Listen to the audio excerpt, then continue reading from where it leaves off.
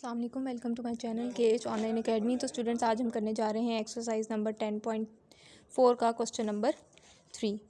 ठीक है जी, question number 3 करने जा रहे हैं हम। तो पहले तो आपने देखना है कि ये इक्वेशन आपके पास क्या है, कॉशी आइलर इक्वेशन है। कैसे पता लगा कि जो आपके पास डेरिवेटिव का ऑर्डर है वही आपके पास एक्स की पावर है, जो डेरिवेटिव का ऑर्डर है वही आपके पास एक्स की पावर है। तो ऐसी इक्वेशंस को सॉल्व करने के लिए हम क्या करते हैं कि अपनी एक्स वेरिएबल को ट्रांसफॉर्म कर लेते हैं टी वेरिएबल में। ठीक है जी, तो एक्स को हमने लेट कर लेना ई की पावर टी। इस एक्सपोनेंशियल को ख़त्म करने के लिए हमने दोनों तरफ लॉग अप्लाई करना है। तो ये हमारे पास आ जाएगा log of x is equal to log of e की पावर टी।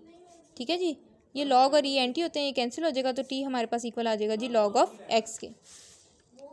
उसके बाद आपके पास ये इक्वेशन लिखी हुई है x square d two y by d x का स्क्वायर।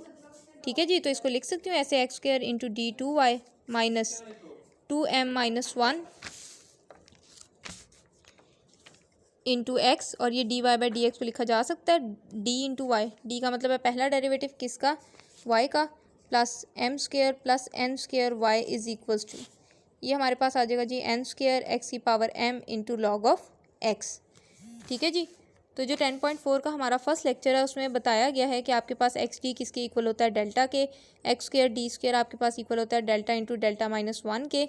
ऐसा क्यों है ये भी उस लेक्चर में जो है वो एक्सप्लेन किया गया है। तो अगर आपने अभी तक वो वीडियो नहीं देखी तो पहले उसको देख लें ताकि आपको ये चीज़ें क्लियर हो जाएं। ठीक है जी, अब हम सब्स्टिट्यूट करने लगे हैं। एक्स स्क्वायर डी स्क्वायर की जगह हमने क्या पुट करना है, डेल इंटू डेल माइनस 1, ये वाई साथ वैसे ही, माइनस 2m-1, एक्स डी की जगह पे हमने क्या पुट करना है, डेल, साथ हमारे पास आ जाएगा y plus M square plus N square y is equals to n का स्क्वायर, एक्स की पावर है जी एम। तो एक्स हमारा किसके इक्वल था, एक्स हमारा था जी ई की पावर टी के इक्वल।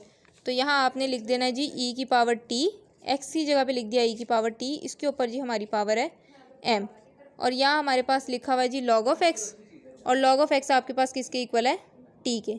तो यहाँ पे हमारे पास साथ क्या आ जाएगा, टी, लॉग ऑफ एक्स की जगह पे क्या आ जाएगा, टी।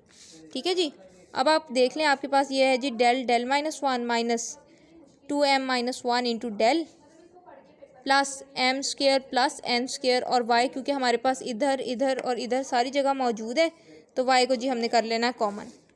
ठीक है जी, तो आपकी राइट साइड पे अब क्या आ जाएगा जी एन स्क्वायर टी ई की पावर एम टी। ठीक है, इस एम और टी को मल्टीप्लाई किया तो मेरे पास आ गया ई की पावर एम टी।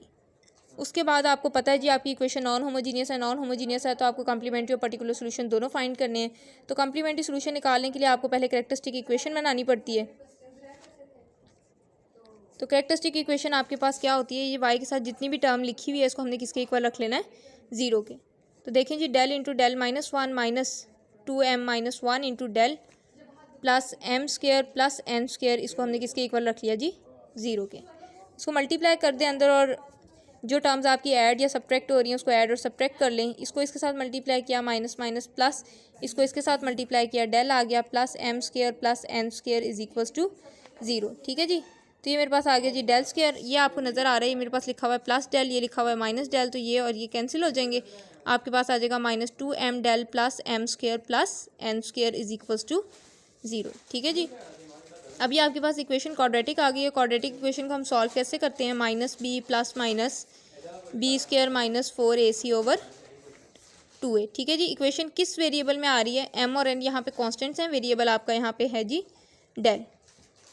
ठीक है जी, डेल के स्क्वायर के साथ जो नंबर लिखा हुआ है वो आपका a है, डेल के साथ जो आपकी टर्म लिखी हुई है साइन के साथ वो आपका b है, और जो आपके पास कांस्टेंट टर्म है वो आपका c है। तो यहाँ पे वैल्यूज़ पुट करते हैं, del is equals to minus, एक माइनस फार्मूले का है, एक माइनस आपका b में, प्लस माइनस एक आपका b का स्क्वायर लिखा हुआ है तो b है जी माइनस 2m का स्क्वायर माइनस 4, a की जगह पे आपका आ जाएगा 1 और c की जगह पे आ जाएगा M square plus N square.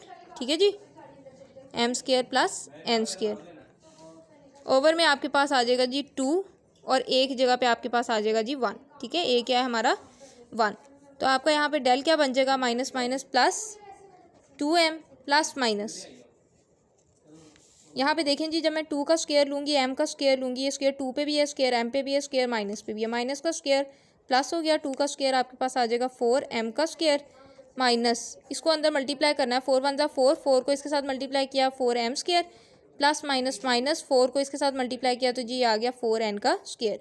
ये माइनस में है, ये प्लस में है, कैंसिल हो गया। और यहाँ पे जी आपके पास है 2, ये मेरे पास आ गई जी डेल की वैल्यू। ठीक है जी, अब देखें जी डेल मेरे पास क्या आया।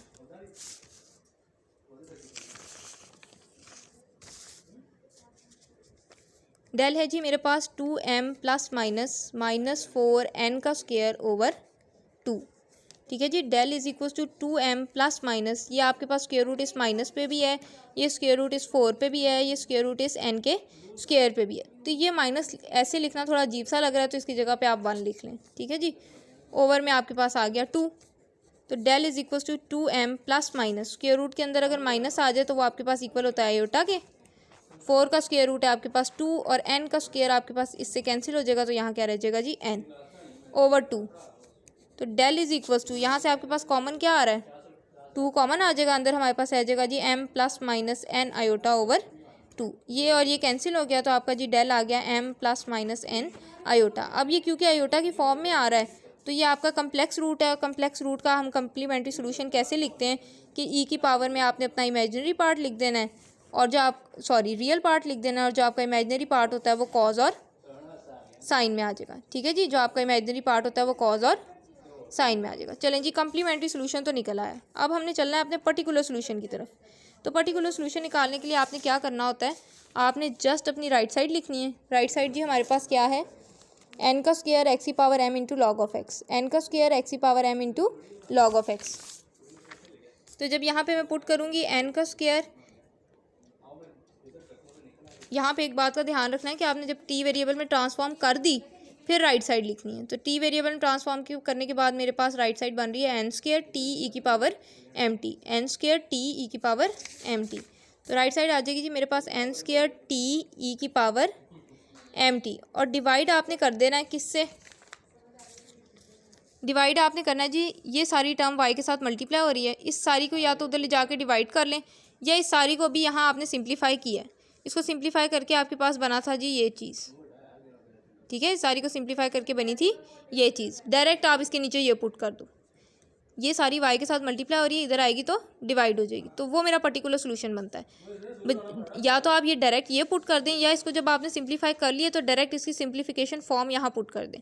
तो मेरे पास सिंप्लीफाई करके इसको आया था del square minus 2m del plus m square plus n square. तो मैं ये पुट करने जा रही हूँ इसके नीचे, del square minus 2m del plus m square plus n का स्क्वायर। ठीक है जी, अब आप देखें, अगर आपके पास सिंपल लिखा हो e की पावर में कुछ, तो e की पावर में जो नंबर होता है उसको हम डेल की जगह पे पुट कर देते हैं। ठीक है जी, अगर e की पावर में कुछ लिखा हुआ है और उसके साथ कोई t वेरिएबल भी मल्टीप्लाई हो रहा है, e की पावर में कुछ लिखा हुआ है और साथ कोई आपके पास t वेरिएबल भी आ रहा है, तो फिर लगता है जी शिफ्ट थ्योरम।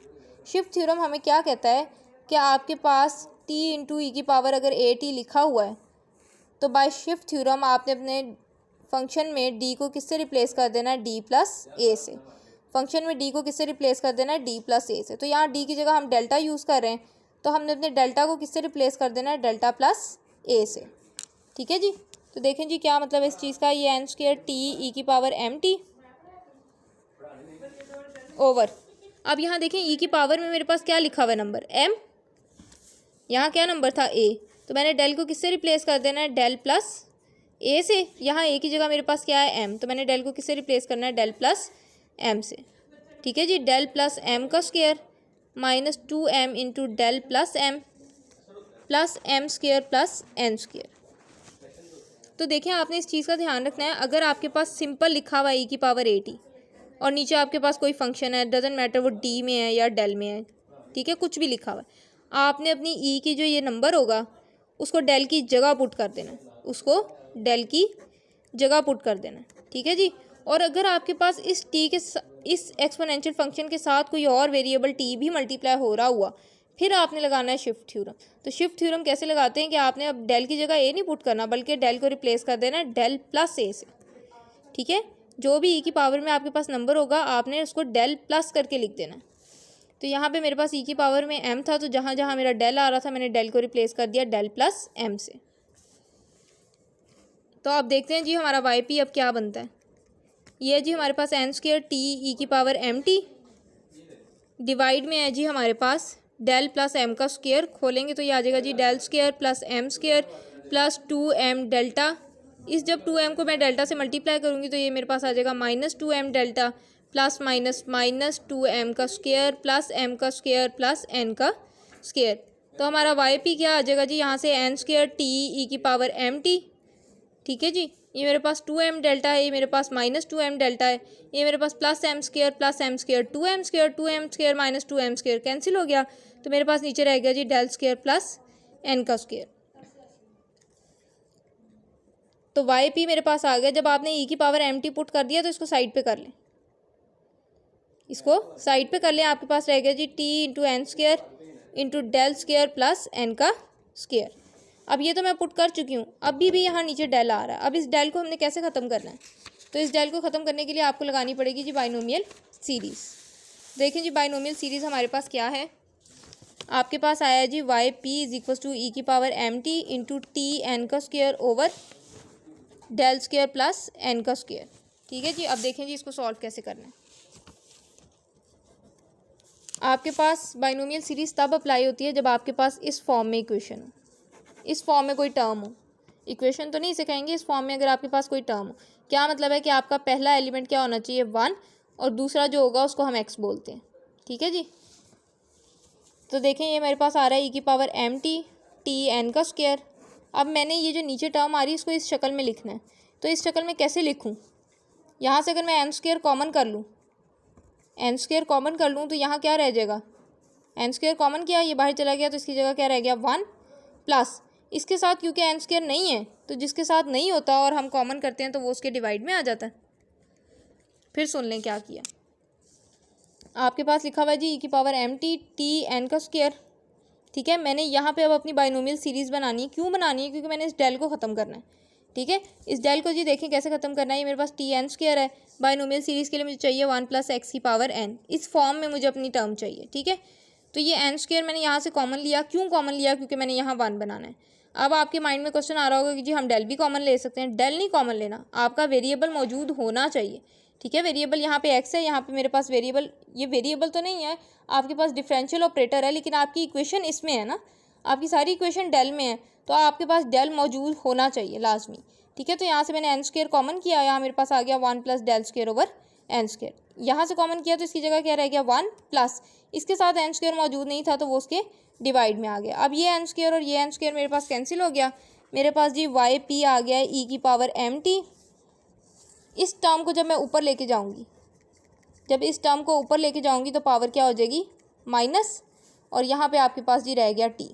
ठीक है जी, अब बाइनोमियल सीरीज़ बन गई आपके पास। ठीक है, ये आपके पास आ रहा है 1, ये सारी टर्म आपके पास पूरी क्या है x, और n क्या आ रहा है आपके पास -1। तो देखें जी बाइनोमियल सीरीज़ को हम खोलते कैसे हैं। बाइनोमियल सीरीज़ को खोलते हैं 1 + nx plus n-1 over 2 factorial x का square plus and so on. ये तरीका है बाइनोमियल सीरीज़ को ओपन करने का। पहले आपने ये 1 वैसे ही लिख लेना है, n के साथ आ जाएगा x प्लस n के साथ n-1 ओवर 2 फैक्टोरियल और x का square plus and so on.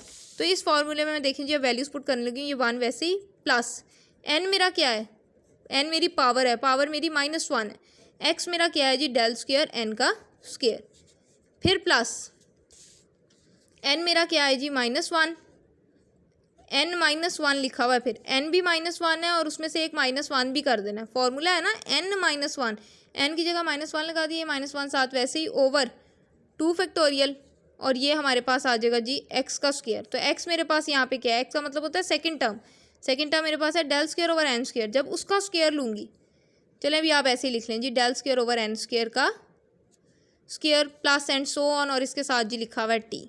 ठीक है जी, तो मेरा वाई पी क्या आ गया जी ई की power M t 1 ± del square over N square plus minus ये करें माइनस प्लस 1 और 1 2 साइन आता है माइनस का, ये -1 है, माइनस प्लस 2 1 ज़ा 2, ये आ गया जी 2 ओवर 2 फैक्टोरियल। तो 2 का फैक्टोरियल क्या होता है, फैक्टोरियल का मतलब है कि जी 2 से पीछे वाली तमाम वैल्यूज़ 1 तक, तो 2 से पीछे वाली तमाम वैल्यूज़ 1 तक क्या आती हैं 2 और 1 ही आती है, तो 2 1 ज़ा 2, तो 2 का फैक्टोरियल हमारे पास क्या हो जाता है 2 ही हो जाता है। तो ये और ये कैंसिल हो जाएगा, आपके पास यहाँ पे आ गया जी डेल की पावर 4 ओवर एन की पावर 4 कैसे आई कि इसके ऊपर स्क्वायर भी है, प्लस एंड सो ऑन, और ये जी साथ टी है। अब टी को मैं मल्टीप्लाई करने लगी हूँ अंदर, तो वाई पी मेरे पास आ जाएगा जी ई की पावर एम टी। टी को जब मल्टीप्लाई करूँगी हर टर्म के साथ मल्टीप्लाई होना है, टी वन से मल्टीप्लाई होगा टी माइनस, इसको ऐसे लिख लें जी 1/n² into del square into T.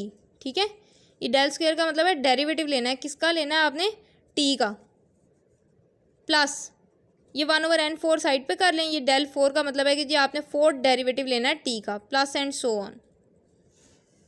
तो देखें जी वाई पी मेरे पास आ गया ई की power M t, t minus 1/n²। कैसे मुझे पता लगा कि डेरिवेटिव लेना है, क्योंकि मेरा डेल क्या था, डेल आपके पास होता है d²/dt²। ठीक है, इसका मतलब है टी का आपने डबल डेरिवेटिव लेना है। तो देखो टी का मैं पहला डेरिवेटिव लूँगी टी के हिसाब से वो 1, जब उसका फिर दोबारा डेरिवेटिव लूँगी टी के हिसाब से वो तो हो जाना है जी 0। तो जब डबल डेरिवेटिव ही 0 हो जाना तो 4 या उससे अगली वाली टर्म्स तो वैसे ही नहीं आनी। ठीक है, तो ये सारा मेरा क्या हो जाएगा 0। तो आपके पास वाई पी क्या आ गया जी ई की पावर एम टी और साथ क्या आ गया जी टी। वाई पी निकल आया, अब आपने वाई निकालना है, तो वाई कैसे निकालते हैं जी, Y C plus Y P. तो वाई सी जी देखिए हमारे पास क्या था, ई की पावर एम टी, सॉरी आपने इक्वेशन को टी वेरिएबल में ट्रांसफॉर्म किया हुआ, तो यहाँ आपने टी ही लिखना है, एक्स नहीं लिख देना। ठीक है, आपके पास आया ई की power M t C1 cos n t plus C2 sin n t. तो यहाँ पुट करने लगी हूँ मैं, ई की power M T into C1 cos n t plus sine n t, ये मेरा कम्प्लीमेंट्री सोल्यूशन और पर्टिकुलर सोल्यूशन जी मेरे पास आया टी ई की पावर एम टी। अब आपने क्या करना है, क्योंकि आपका क्वेश्चन आपको वाई वेरिएबल में दिया हुआ था, तो आपने अपना आंसर भी वाई वेरिएबल में लिखना है। तो देखें जी वाई वेरिएबल में कैसे लिखना है, ये मेरे पास है ई एम और टी मेरे पास क्या था, तो आप देख सकते हैं कि टी आपके पास जो है वो log ऑफ एक्स था, टी आपके पास क्या है log ऑफ एक्स। ठीक है जी, तो टी की जगह पे क्या आ जाएगा जी, log of x C1 cos n, T की जगह पे आ जाएगा जी log of X plus sine n, और टी की जगह पे जी आ जाएगा log of X plus T की जगह पे आ जाएगा जी log ऑफ एक्स ई की पावर m, और टी की जगह पे जी आ जाएगा log ऑफ एक्स। ठीक है जी, अब देखें इसको कैसे सॉल्व करना है। log से पहले जो नंबर लिखा है वो पावर में चला जाएगा, ये आ जाएगा जी log ऑफ एक्स की पावर m।